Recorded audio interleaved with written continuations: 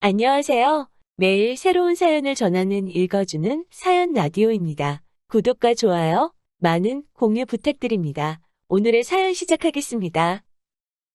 안녕하세요. 올해 31살 여자입니다.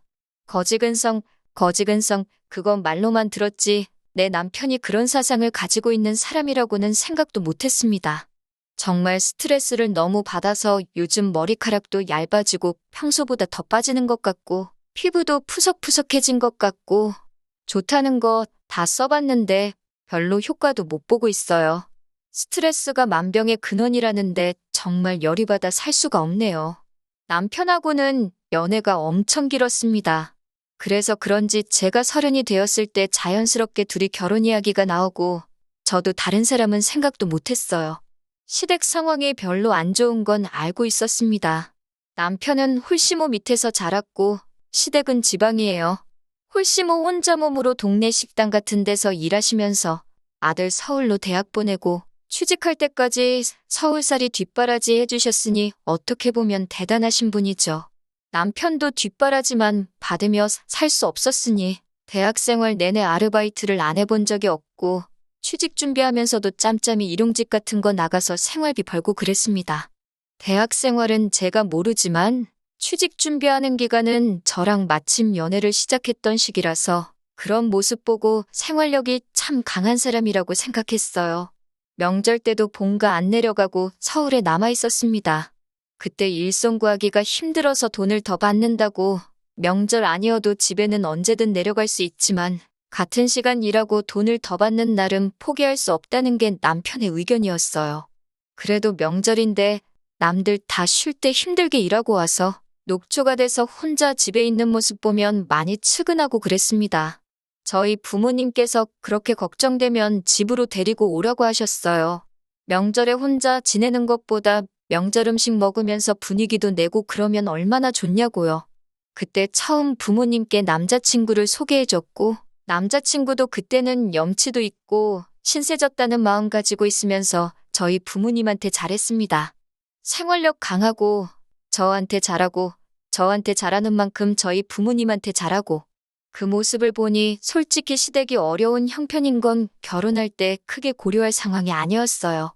취직 준비 기간이 길었지만 남편이 회사도 중견급 좋은 회사로 들어가서 연봉도 나쁘지 않은 편이었거든요. 취직 기간이 짧으니 모아놓은 돈이 그렇게 많지는 않았지만 그래도 생활력이 워낙 강하다 보니 2년 직장 생활하면서 어떻게 4천만 원을 모아놓은 걸 보니 용하더라고요.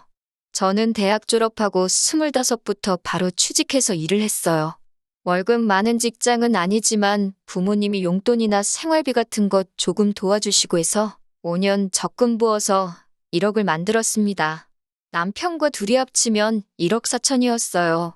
물론 제가 모아놓은 돈이 대부분이기는 하지만 앞으로 남편이 벌 돈이 더 많을 테고 저는 나중에 육아를 이유로 일찍 일을 그만둘 수도 있으니 크게 개의치는 않았습니다. 문제는 신혼집이었어요. 남편이나 제가 다니는 회사가 둘 다 강남에 있었으면 대중교통 잘 되어 있는 경기권 신도시에 신혼집을 구해볼 법도 했는데 그쪽이라고 집값이 저렴한 것만은 아니더라고요.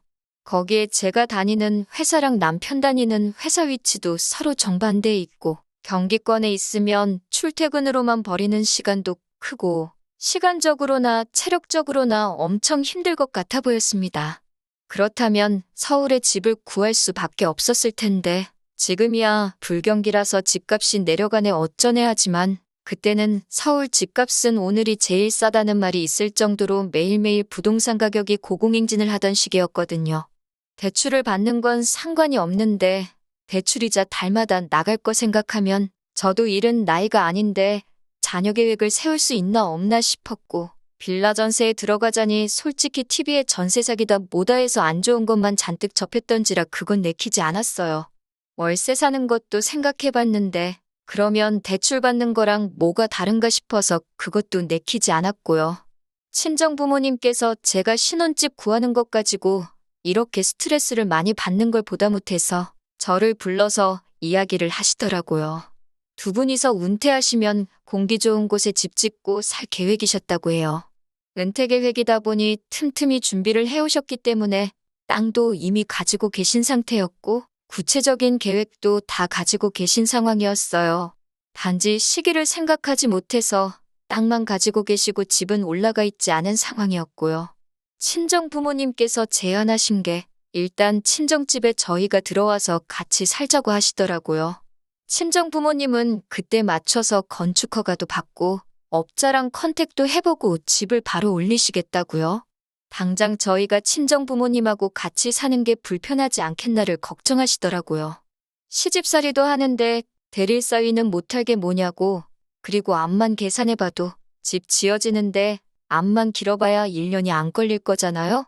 구축 아파트라고 해도 서울에 집이 생기는데, 그리고 남도 아니고 저한테는 부모님, 남편한테는 장인 장모님 한 가족인데 그거 불편한 거 감수 못하겠다고 할 문제도 아니었어요. 물론 부모님 집이 완공될 때까지 월세 사는 방법도 있는데 그 기간이 몇 년 걸릴 것도 아니고 문제 없다고 했습니다.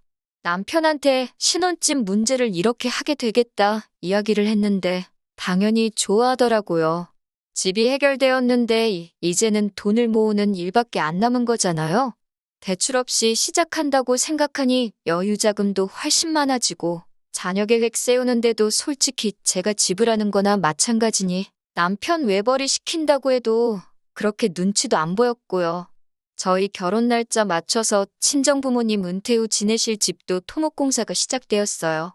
그래도 은퇴 후 보낼 집인데 업체 선정하는데도 조금 꼼꼼하게 준비하느라 시간이 걸렸습니다. 그리고 공사가 시작되면서 저는 친정부모님한테 집을 증여받았고요. 제가 모아놓은 돈으로 증여세 다 냈고 명의는 제 이름으로 했습니다. 그런데 남편이 그 사실을 가지고 펄쩍 뛰더라고요. 결혼하기로 했는데 명의를 왜 공동명의로 하지 않았느냐고요. 그 부분에 대해서는 솔직히 남편이 서운해할 수 있는 부분이라고 생각은 했습니다. 그런데 아무리 생각해봐도 공동명의를 곧바로 하는 건 아니라고 생각했어요. 신혼집이 친정 부모님이 사시던 집을 증여받은 것이고 증여세 또한 제가 여태껏 모아놓은 돈으로 다 해결을 했으니 일단은 제 명의로 해놓는 게 맞다고 생각했습니다.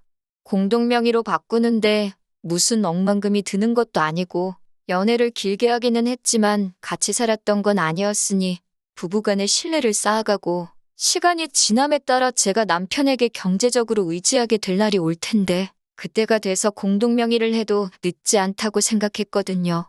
남편이 그때 너무 서운해했어서 솔직히 조금 미안하기는 했지만 저는 그게 맞다고 생각했습니다. 그리고 남편도 자기 돈 얼마 들어가지 않은 거 알고 있으니 계속 우기지는 못했어요. 그 외에는 결혼 준비하는데 별다른 어려움은 없었습니다. 당초 계획한 대로 남편이 모아놓은 돈으로는 혼수를 새로 할까 하다가 오래된 아파트이기도 하고 그래서 친정부모님이 나가시면 그때 저희가 어디 한 달 정도 지낼 곳을 구해서 리모델링하고 인테리어를 싹 다 새로 하는 것도 좋겠다 싶어서 그 돈은 남겨두었어요. 그리고 예정된 대로 저희는 식을 올리게 되었고요. 신혼여행 다녀와서 은근 떨리기 시작했어요. 남편이 그동안 연애하면서도 저희 부모님한테 워낙 잘했기 때문에 같이 한 집에서 지내게 된 6개월에서 8개월 정도? 짧으면 짧고 길다면 긴 기간이지만 나름 재미있고 추억도 많이 생길 거라고 생각했거든요. 그런데 그렇게 친정 부모님한테 삭삭하게 잘하던 남편이 말 그대로 돌변해버렸습니다. 퇴근하고 집에 있을 때, 밥 먹을 때 말고는 방 밖으로 나오지를 않더라고요. 문 닫아놓고 시위하는 것도 아니고 나 불편해 죽겠다 티를 팍팍 내고 다녔어요. 연애할 때 저희 집에 놀러오면 알아서 청소기도 한 번씩 돌리고 식사 준비하시는 어머니 근처에 가서 자기가 도와드릴 건 없냐고 묻던 싹싹한 모습은 온데간데 없었습니다. 이따금씩 저희 아버지와 반주도 같이 하고 장기나 바둑 같은 것도 같이 두면서 정말 집에 아들 하나 생긴 것처럼 잘하던 남편이 돌변해 버린 거예요. 친정 부모님도 많이 당황해 하셨어요. 모르는 사람이 저러고 있으면 그냥 불편한가 보다 하시겠는데 잘하던 사람이 그러니까요. 저도 많이 서운했습니다. 그래서 남편한테 한마디 했어요. 그랬더니 남편이 성질을 버럭 내면서 지금 제가 자기한테 바라는 게 대리효도라고 하는 겁니다. 솔직히 어이가 없었어요. 제가 뭐 맹목적으로 저희 부모님 기분 맞춰서 아양 떨고 애교 부리라는 것도 아니고 한 집에 같이 살고 솔직히 저희가 큰 도움 받는 건데 해야 할 도리하는 게 어떻게 대리효도냐고 그랬죠. 반대로 제가 같은 이유로 시집살이 하고 있으면 밥때만 빼꼼 나와서 차려준 밥 먹고 들어가고 당신처럼 불편한 티 팍팍 내고 있으면 나한테 안 서운할 거냐, 아무 말도 안 할 거냐 한마디 했죠. 할 도리 해야 하는 걸 대리효도라고 할 줄은 상상도 못했거든요. 남편은 제 말에 대답을 못하다가 속에 있는 말을 하더라고요.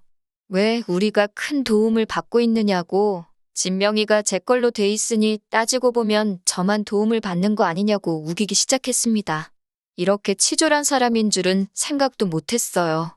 그나랑 결혼한 게 당신이고 부부간의 신뢰가 쌓이면 그때 공동명의로 하겠다고 하지 않았느냐 하니 지금 집 가지고 유세 부리는 거냐고 하더라고요.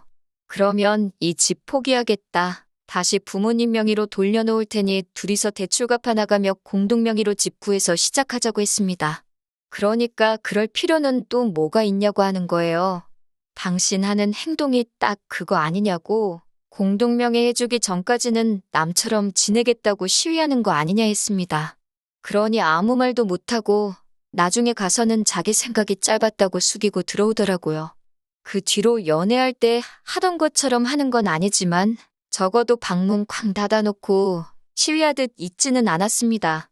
중간중간 친정아버지 술상대도 해주고 집안일 같은 거 조금씩 도와주고 하면서 딱 할 만큼만 하더라고요.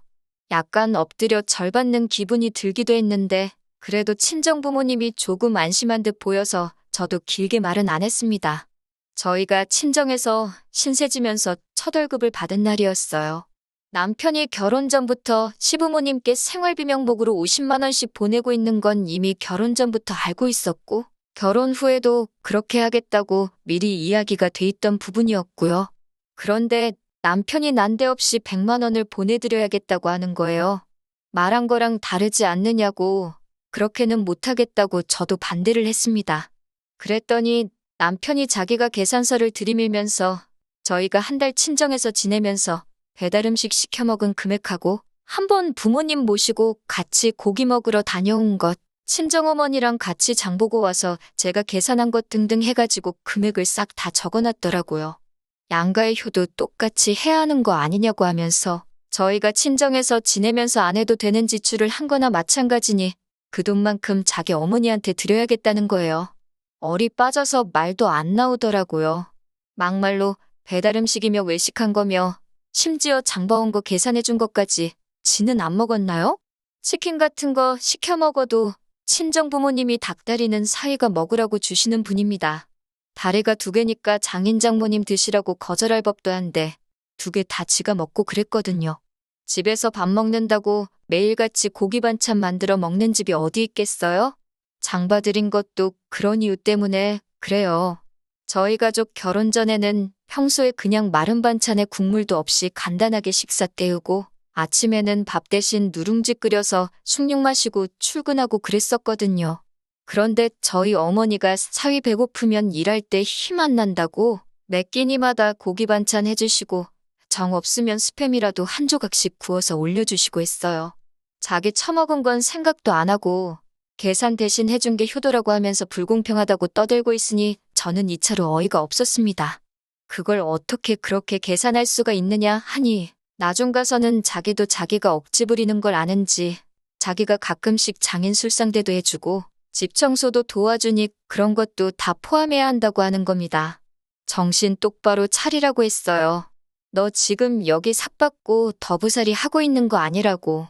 오히려 해주는 걸로 치면 부모님이 우리한테 하나라도 더 해주려고 하시지. 그렇게 하나씩 계산하고 들면 나도 똑같이 계산해서 우리 부모님한테 돈으로 효도할 거다 하니 꼼짝도 못하더군요.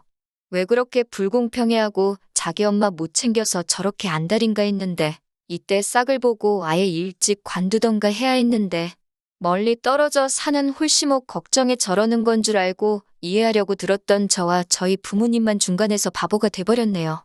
아무튼 시간은 흐르고 흘러서 부모님 은퇴 후 지내실 주택이 완공이 되었습니다. 때 맞추어 부모님 이사 나가셨어요.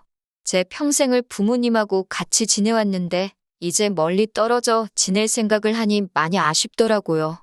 차로 2시간이면 보지 않느냐고. 그리고 두 분 완전히 은퇴하신 거라 당신들이 오셔도 된다고. 남는 게 시간이라고 하시면서 걱정하지 말라고 하셨습니다. 친정부모님 짐이 빠지고 나니 집이 이렇게 넓었나 싶었어요. 부모님이 나간 그 주 주말에 남편이 제일 먼저 한 건 집들이 한다고 서울에 시어머니를 초대한 겁니다. 친정부모님 나가시고 그래도 이제 우리 집이 되었으니 얼마나 자랑을 하고 싶었겠나 싶었지요. 남편이 어머님 데리고 집 소개해주는 동안 저는 간단히 과일 같은 거 씻어서 준비를 하고 있었는데 남편이 친정부모님 계시던 동안 지내던 저희 방을 소개하면서 어머님께 이 방은 어머니가 지내실 방이라고 말을 해주는 걸 들었습니다. 제가 잘못 들었나 싶어서 어머님 계시는 내내 신경이 쓰였어요. 어머님이 피곤하다고 방에서 잠깐 눈 좀 붙이신다고 하는 동안 남편한테 그게 무슨 소리냐고 직접 물어봤습니다. 어머님이 지내실 방이라니 그게 무슨 소리냐고요? 그랬더니 남편이 한글도 모르냐는 듯이 어머니가 지내실 방이 어머니가 지내실 방이지 뭐겠냐고 하더라고요. 그래서 지금 어머님한테 방 한 칸을 내어드리려고 하는 거냐고, 어떻게 그런 결정을 나한테 상의도 하지 않고 통보를 할 수 있느냐고 하니 남편이 그게 뭐가 문제가 되냐고 되려 저한테 따지는 겁니다. 여태 장인 장모 내가 모시고 살지 않았느냐. 이제 우리 엄마 차례다 하고 당당하게 말하는 거예요. 같이 지낸 시간이 반년이 조금 넘습니다. 토목공사부터 인테리어까지 딱 6개월 걸렸고 허가 문제랑 기타 등등 해서 그거 길게 잡아봐야 2달이 안 됩니다. 그런데 그 1년도 안 되는 짧은 기간을 가지고 우리가 그동안 친정부모님을 모시고 살았으니 이제는 시부모도 모시고 살아야 공평한 거 아니냐고 우기는 거예요. 남편이 이렇게 효도에 미친 사람인 줄 몰랐습니다. 그동안 친정부모님 집에 얹혀 살면서 얼마나 자격지심이 생겼기에 저러는 걸까요? 벌써 시어머니 와 계신 지도 일주일째인데 어머님도 그냥 여기서 눌러 살기로 정하신 건지 언제 갈 건지는 말씀도 안 하시고 우리 아들 덕분에 서울 생활도 다 해본다 하면서 좋아하시고요. 아직 원래 지내시던 곳 정리하신 게 아니니 돌아가시긴 하실 텐데 그건 그거대로 또 문제예요. 난데없이 거기 다 정리했다고 진짜 여기로 짐 싸서 오실까봐 말입니다. 안녕하세요. 4개월 만에 후기 보내드립니다. 공동명의 가지고 치사하게 굴던 게 저런 꿍꿍이가 있었는지도 모르고 그래도 끝까지 고집 부려서 제 명의로만 집을 유지해둔 게 정말 잘했다는 생각이 드네요. 결론부터 말씀드리면 남편과는 이혼했습니다. 저희가 친정부모님 도움받은 건 생각도 안 하고 무조건 시어머니한테 효도할 차례라고 우기는 남편하고 더 길게 볼 것도 없다고 생각했어요. 얼마나 어머님 모시고 살고 싶었는지 평소였으면 꼼꼼히 알아보고 빼도 박도 못하게 진행했을 사람인데 효도할 생각이 하나도 알아보지도 않은 것 같더라고요. 이혼 이야기를 꺼내니 집이 제 명의로 되어 있어도 부부관계 증명만 가능하면 자기가 재산분할 청구할 수 있는 건 모르냐고 어디서 주워들은 이야기 가지고 저한테 겁을 주더라고요. 애초에 이 집이 제 명의로 되어 있는 게 결혼 전에 증여받은 거는 염두에 두지도 않고 저러고 있던 거예요. 결혼하고 친정부모님하고 곧바로 같이 살았고 살다가 두 분이 이사를 나가셨으니 집단에는 증여가 그때 이뤄진 걸로 착각을 하고 있던 거죠. 그러니까 결혼 후에 생긴 재산이나 마찬가지니 분할해 가겠다고 큰 소리를 떵떵 치는 거고요. 그리고 모르긴 모르지만 결혼기간이 고작 1년인데 재산 분할 청구를 할 수나 있는지 어차피 소송으로 가봐야 시부모 봉양을 강요하는 남편한테 이 결혼에 대한 파탄 사유가 분명할 것 같은데 위자료는 어떻게 감당할 거냐고 물어봤더니 아뿔싸 싶었는지 그때부터 표정이 사색이 되더라고요. 원래 이렇게 대책 없는 사람도 아니고 똥멍청이도 아니었는데 참 뭐가 이 사람을 이렇게 바꿔놓은 건지. 결혼을 했으니 부모에 대한 효도도 똑같이 나눠서 해야 맞다는 게 남편의 생각인 것 같은데 이건 누가 봐도 자기 어머니한테만 잔뜩 기울어 있는 상황인 거잖아요.